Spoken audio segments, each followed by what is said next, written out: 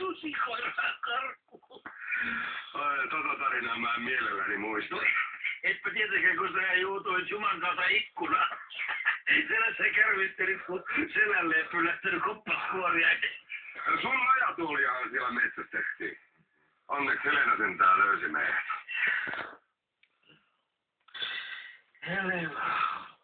Helena se on minusta aina huolenpitänyt.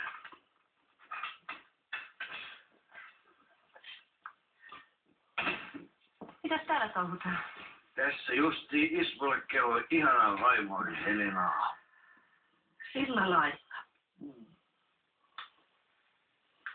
Lähdepäs siitä kotiin kännäämästä, ettei Ismo ja Liisan ilta mene taas pilalle. No, ei tässä ole mitään. Niin. Istutaan nyt hetki vielä, ystävien kesken. Siksi mä ihmettelenkin, että sä vaan katsot kaveris juonista läpi sormien. Justi se joo, sillä tavalla. Tule nyt sitten ihan joka